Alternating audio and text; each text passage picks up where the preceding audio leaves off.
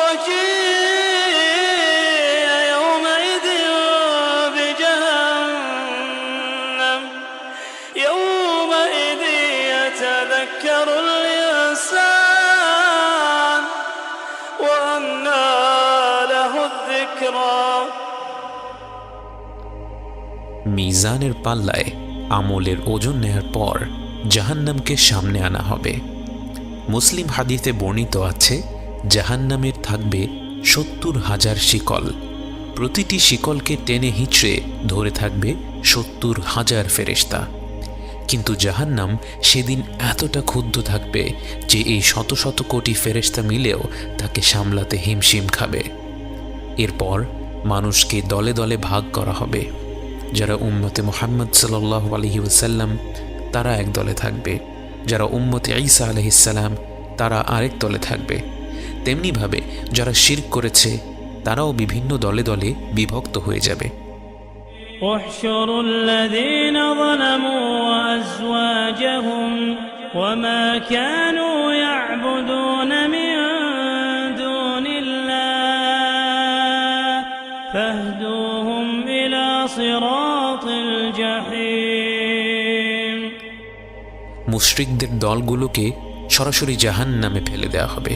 আল্লাহ যেন আমাদের প্রকাশ্য এবং গোপন শিরক থেকে হেফাজত করেন। এরপর রয়ে যাবে তাওহীদের মানুষেরা, যারা আল্লাহর সাথে কাউকে শরীক করেনি, কিন্তু এর মধ্যেও রয়েছে ভালো এবং খারাপ। ভালোর মধ্যে থাকবে প্রকৃত মুমিন ব্যক্তিরা, যারা হিসাব ছাড়া জান্নাতে প্রবেশ করবে এবং যাদের হিসাব নেয়ার পর তাদের ভালো কাজের পাল্লা ভারী হয়েছে। আর খারাপদের দলে থাকবে তারা, যারা কবিরা গুনাহ করেও তওবা করেনি। এবং সবচেয়ে খারাপ হচ্ছে মুনাফিকরা, যারা তখনও পর্যন্ত বিশ্বাসীদের দলেই রয়েছে, তখনও পর্যন্ত তারা আল্লাহর সাথে পরিকল্পনা করছে, তাকে ধোঁকা দেওয়ার চেষ্টা করছে, কিন্তু অতি শীঘ্রই তারা টের পেয়ে যাবে সকল পরিকল্পনাকারীদের ওপর পরিকল্পনা করেন আল্লাহ। মুশরিকদের জাহান্নামে ফেলে দেওয়ার পর জাহান্নামের ওপর দিয়ে বসানো হবে একটি সেতু, একটি ব্রিজ, যাকে বলা হয় সিরাত। এই সেই পুল সিরাত যা পাড়ি দিতে হবে অবশিষ্ট প্রতিটি বান্দাকে। সিরাত হবে অত্যন্ত পিচ্ছিল, তলোয়ারের চেয়েও ধারালো এবং চুলের চেয়েও চিকন। এর চারিপাশে থাকবে অগণিত আঁকড়া, যা নির্দিষ্ট মানুষকে আঁকড়ে ধরবে। এই আঁকড়াগুলো হবে মানুষের বিভিন্ন পাপের সাথে সম্পৃক্ত। যার যে পাপ তখনও ক্ষমা করা হয়নি, সেই পাপ এসে তাকে আঁকড়ে ধরে জাহান্নামের দিকে টেনে নিয়ে যাবে।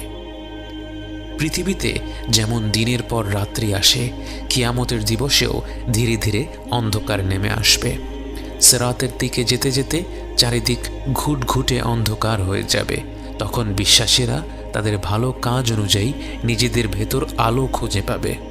কারো কারো আলো হবে পাহাড়ের সমান, কারো কারো আলো ছড়াবে একটি তাল গাছের দূরত্ব পর্যন্ত। এভাবে করে একদল লোক থাকবে যাদের শুধু পায়ের আঙ্গুলে একটুখানি আলো থাকবে, যা একবার জ্বলে আবার নিভে যায়। যে যার আলো অনুযায়ী সিরাত পর্যন্ত পৌঁছবে এবং সেই আলোর সাহায্যে সিরাত পার হবে। এখানে একটি বিষয় লক্ষ্য করা ভালো, যে ব্যক্তি পাহাড় সমান আলো ছড়াবে তার আলো কি তার সঙ্গীদের পথ দেখিয়ে দেওয়ার জন্য যথেষ্ট নয়? যে ব্যক্তি সেদিন একেবারে অল্প আলো পাবে এবং অত্যন্ত কষ্ট করে সিরাত পর্যন্ত পৌঁছবে, সে দুনিয়াতে এমন কারো সঙ্গী হয়নি, এমন কারো সাথে বন্ধুত্ব করেনি যে কঠিন সেই দিনে চারপাশে আলো ছড়িয়ে দেবে। তাই আমাদের দিনে ভালো মানুষের সাথে বন্ধুত্ব স্থাপন করার ব্যাপারে বিশেষ জোর দেওয়া হয়েছে। প্রতিটি মানুষ তার আলো অনুযায়ী সিরাতের দিকে আগাচ্ছে, কিন্তু একদল মানুষ দেখলো তাদের তো কোনো আলোই নেই, তাদের চারপাশে ঘন অন্ধকার। ওই দূরে তারা দেখতে পায় কিছু মানুষ তাদের নিজেদের আলো নিয়ে ছুটে চলছে সিরাতের পানে, কিন্তু এত অন্ধকার পাড়ি দিয়ে তাদের পক্ষে ওই মুমিনদের পিছু নেওয়া সম্ভব হয় না। এরাই হচ্ছে মুনাফিক, যারা এতক্ষণ পর্যন্ত বিশ্বাসীদের সাথেই ছিল, যারা ভেবেছিল তারা আল্লাহকে ধোঁকা দিতে পেরেছে। অবশেষে আল্লাহ তাদের পাকড়াও করেন। يوم ترى المؤمنين والمؤمنات يسعى نورهم بين أيديهم بشراكم اليوم جنات تجري من تحتها الأنهار خالدين فيها ذلك هو الفوز العظيم يوم يقول المنافقون والمنافقات للذين آمنوا انظرونا نقتبس من نوركم قيل ارجعوا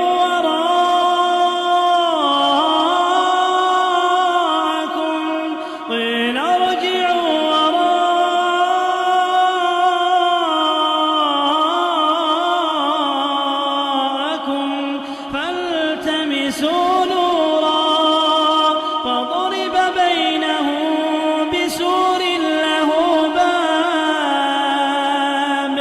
باطنه فيه الرحمة وظاهره من قبله العذاب সিরাতে পৌঁছে এক এক ব্যক্তি এক এক গতিতে তা পার হবে। কেউ কেউ পার হয়ে যাবে চোখের পলকে, কেউ কেউ বজ্র গতিতে, কেউ কেউ ঝড়ো হাওয়ার গতিতে, কেউ কেউ দ্রুত ঘোড়া বা উটের গতিতে। কারো গায়ে সেই আঁকড়াগুলোর আঁচড় লাগবে, আবার কেউ কেউ পার হয়ে যাবে সম্পূর্ণ নিরাপদে। সিরাত পার হয়ে যাওয়া শেষ মানুষটি পার হবে টেনে হিঁচড়ে, অত্যন্ত কষ্ট করে।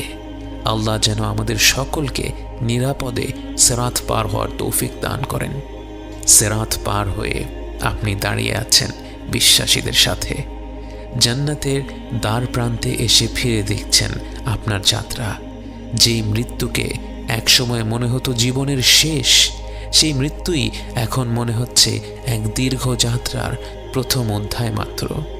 মৃত্যুর ঘাটি পার হয়ে, কবরের জীবন পার হয়ে, পুনরুজ্জীবিত হয়ে হাসরের ময়দানে দাঁড়িয়ে থেকে, হিসাবের পর্ব পার করে, মিজানের অধ্যায় পার করে, পুল সিরাত পার করে আজ আপনি এখানে। দুনিয়ার জীবনকে তখন মনে হচ্ছে কত ক্ষুদ্র, কত নগণ্য, কিন্তু এই শেষ প্রান্তে এসেও দুনিয়ার জীবন আপনার পিছু ছাড়ল না। জান্নাতের দ্বার প্রান্তে এসেও এখনো একটি ধাপ বাকি রয়ে গেল। সিরাত পার হয়ে আসা প্রত্যেক বিশ্বাসী ব্যক্তি জড়ো হলো একটি প্রান্তরে।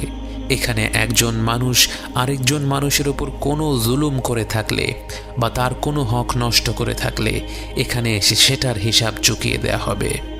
যে ব্যক্তি আরেকজন বান্দার হক নষ্ট করেছে তার আমলনামা থেকে ভালো কাজ নিয়ে অপর ব্যক্তির আমলনামায় দিয়ে দেয়া হবে। হয়তো এ কারণেই গীবত আমাদের দিনে এত ভয়ঙ্কর একটি পাপ। ভেবে দেখুন, পরকালের যাত্রার এত দূর পথ পাড়ি দিয়ে জান্নাতের দ্বার প্রান্তে এসে আপনি আপনার নেক আমলগুলো দিয়ে দিচ্ছেন কারণ আপনি কারো ব্যাপারে গীবত করেছিলেন, কারো ব্যাপারে মিথ্যা খবর ছড়িয়েছিলেন। আল্লাহ না করুক যদি সেই গীবতের পরিমাণ, যদি সেই হক নষ্ট করার পরিমাণ এত বেশি হয় যে তা আপনার নেক আমলগুলোকে ছাড়িয়ে যায়, তাহলে জান্নাতের দ্বার প্রান্ত থেকে সিরাত পার হয়ে যাওয়া সত্ত্বেও আপনাকে ফেরত পাঠিয়ে দেয়া হবে এবং সিরাতের ওপারে রয়েছে শুধুই আযাব। সেই আযাব কত ভয়ানক তা হয়তো আমরা কিছুটা জানি, কিন্তু সেই আযাবের থেকেও বড় আযাব হবে সেই মুহূর্তে জান্নাতের দ্বার প্রান্ত থেকে ফিরিয়ে দেয়া ব্যক্তির তীব্র আফসোস, যা তাকে তার অন্তর থেকে পুড়িয়ে ছারখার করে দেবে। একে অপরের হক মেটানোর পর প্রতিটি বান্দা এগিয়ে যাবে তার অন্তিম গন্তব্যের দিকে। এক পাশে দুঃস্বপ্নের চেয়েও ভয়ঙ্কর জাহান্নামের জগৎ, অন্য পাশে নির্মল প্রশান্তির জগৎ জান্নাহ।